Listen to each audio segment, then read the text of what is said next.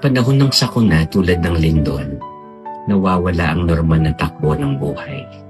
Nagkakagulo, natatakot at nalilito ang bawat isa.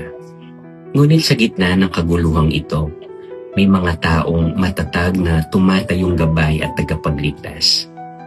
Isa na rito ang ating kapulisan. Ang mga pulis ay hindi lamang tagabantay ng batas, kundi katuwang din natin sa pagresponde sa mga nangangailangan ng agarang tulong.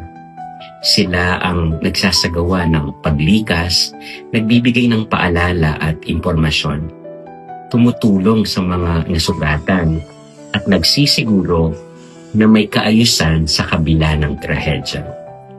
Madalas, tahimik nilang ginagawa ang kanilang tungkulin, hindi humihingi ng kapalit, kundi tanging ang kaligtasan ng kanilang kapwa ang iniisip. Sa mga ganitong panahon, mas lalong napagtatanto natin ang kahalagahan ng kanilang serbisyo. Sa bawat buhay na naliligtas at katahimikang naibabalik, nariyan ang bakas ng kanilang dedikasyon at malasakit. Tunay silang mga bayani sa gitna ng unos. Ating silang panalangin. Amang makapangyarihan sa bawat lindol at sa kunang dumarating. Ikaw ang aming sandigan at pag-asa. Itinataas namin sa inyo ang mga pulis na buong tapang na humaharap sa panganib upang iligtas ang iba.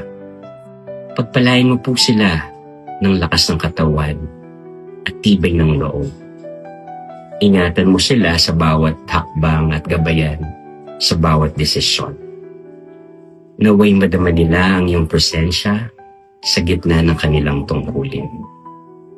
Lagi po siya na nilang magampanan na sa bagong Pilipinas, lahat ng Pilipino ay ligtas. Amen.